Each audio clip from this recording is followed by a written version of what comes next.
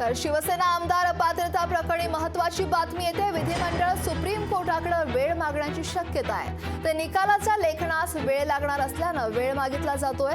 तर आमदार अपात्रता प्रकरणात 2 लाख पानांचं कागदपत्र ही तयार करण्यात आली आहे। तर विधिमंडळ आज कोर्टात याचिका दाखल करण्याची शक्यता आहे। तर 34 याचिकांचे 6 गटात वर्गीकरण केल्यामुळे विविध 6 निकाल हे लागणार आहेत आणि त्या संदर्भात विधिमंडळ सचिवालयाकडून सुनावणी कार्यवाही 20 डिसेंबर पर्यंत पूर्ण होण्याची शक्यता वर्तवली जाते।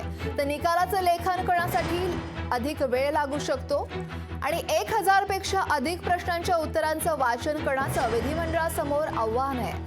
तर 21 ते 31 डिसेंबर या कालावधीत निकालाचं लेखन अशक्य आहे। नागपूरवरून मुंबईत कागदपत्र नेण्यासाठी वेळेचा अपव्यय होणार आहे असं देखील म्हटलं जातं आणि परिणामी 6 निकाल लावण्यासाठी अधिक वेळेची मागणी करण्यासाठी हालचाली सुरू झाल्यात आणि याच संदर्भात विधिमंडळाकडून सर्वोच्च न्यायालयात अधिकचा वेळ मागितला जाण्याची शक्यता वर्तवली जाते।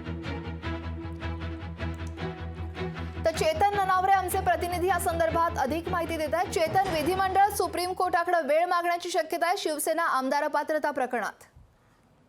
निश्चितच 21 जानेवारीपर्यंत ही मुदतवाढ मागितली जाऊ शकते।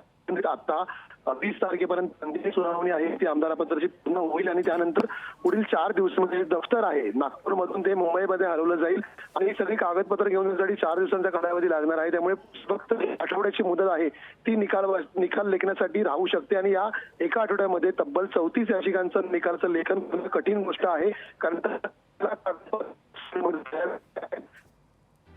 तर चेतनचा आवाज आपल्याकडे तांत्रिक कारणांमुळे पोहोचत नाही। आपण पुन्हा एकदा चेतन सोबत संपर्क साधण्याचा प्रयत्न करू।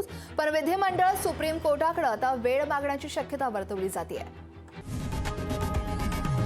लोकशाही मराठी ऐका, पहा, जागरूक रहा।